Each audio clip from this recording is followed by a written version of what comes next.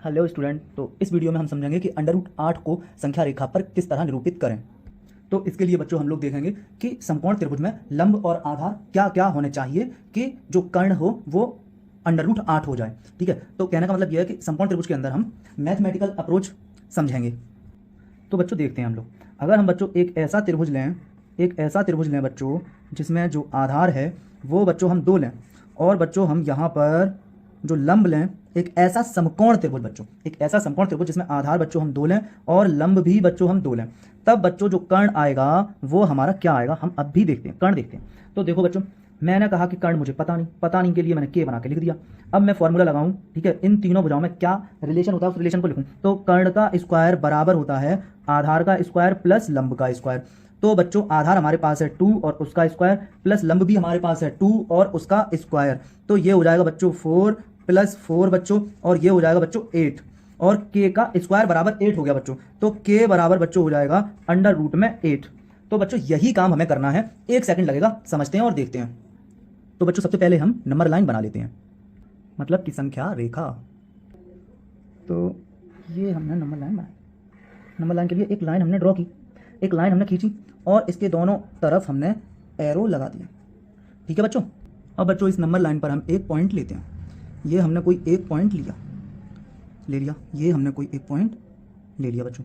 अब हम क्या करेंगे बच्चों कि प्रकार की नोक को इस पॉइंट पर रखकर इक्वल पार्ट में इस संख्या रेखा को हम डिवाइड करते हैं। जैसे एक ये, फिर आगे बच्चों इसके ऊपर रखें, और फिर ये, फिर यहाँ से आगे यहाँ रखें, और फिर ये, फिर यहाँ से आगे यहाँ रखें, और फिर ये, और इस तरह बच्चों हमने एक नंबर लाइन बच्चों बना ली, ये इस तरह। तो बच्चों 0 1 2 3 4 और इधर ये -1। अब बच्चों हमें एक ऐसा ट्रायंगल बना लें हम एक, जिसमें आधार 2 कर लें और लंब 2 कर लें, आधार 2 कर लें और लंब 2 कर लें।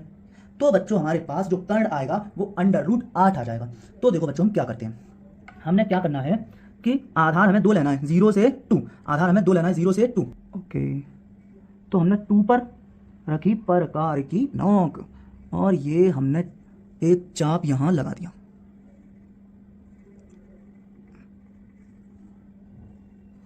अब हम क्या करेंगे, इस चाप ने संख्या रेखा को जिस पॉइंट पर काटा है उस पॉइंट पर प्रकार की नोक को रखें, और एक 60 का, और फिर जब 60 का आ जाए तो 60 पर रख के हम लगा देंगे 120 का। अब ये करने के बाद इसका मिड पॉइंट ढूंढ लेंगे, एक ये आर्क और एक ये आर्क।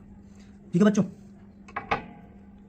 और ये संख्या रेखा के बिंदु 2 पर हमने एक लंब खींच लिया, ये हमने एक लंब खींच लिया, ये हो गया हमारा एक लंब।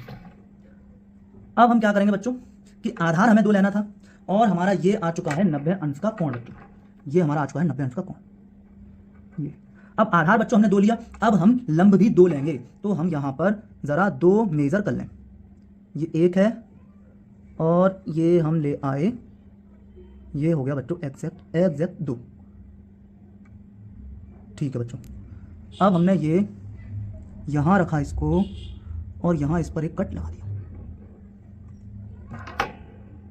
और ये बच्चों हमने कर्ण बना दिया, समकोण त्रिभुज का कर्ण बनाकर हमने समकोण त्रिभुज को पूरा बना लिया। और बच्चों ये जो लाइन है यहाँ से लेकर यहाँ तक, समकोण त्रिभुज में जो लंब है वो बच्चों 2 है ये, और ये जो बच्चों आधार है बच्चों, ये जो आधार है ये देखिए बच्चों, ये जो आधार है ना बच्चों, ये भी बच्चों 2 है, ये भी 2 है। तो बच्चों पाइथागोरस के अनुसार जो कर्ण आ जाएगा बच्चों हमारे सामने, वो आ जाएगा कर्ण कितना, अंडर रूट में 8 बच्चों। अब बच्चों हम क्या करेंगे कि ये जो कर्ण की लंबाई आई है, इस कर्ण की लंबाई को परकाल में त्रिज्या की तरह लेंगे, और फिर एक चाप लगा देंगे जो कि संख्या रेखा को काटेगा, और जिस बिंदु पे संख्या रेखा को काटेगा वह भी अंडर रूट 8 ही होगा।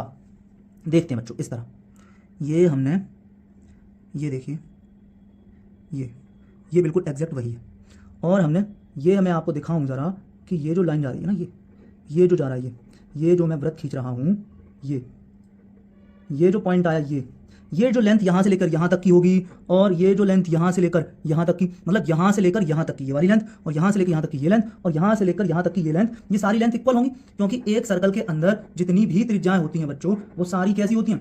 इक्वल होती हैं, सारी त्रिज्याएं इक्वल होती हैं। जैसे कि एक साइकिल के पहिए के अंदर बच्चों सारी तानें एक बराबर होती हैं, वैसे ही बच्चों, वैसे ही बिल्कुल। तो बच्चों √8 की दूरी प्रकार में भरकर जो हमने चाप लगाया, उसने संख्या रेखा को इस बिंदु पर काटा, और यही बिंदु बच्चों, यही वाला बिंदु जो है, ये है हमारा √8 बच्चों। और इस तरह हमने √8 को संख्या रेखा पर प्राप्त कर लिया बच्चों। ठीक है ना? इसको समझने की कोशिश कीजिएगा, मैं समझाने की कोशिश करूं, आप समझने की कोशिश कीजिएगा, इसी तरह समझ में आता रहेगा, धीरे धीरे बच्चों जरूर आता रहेगा। ओके बच्चों, थैंक यू।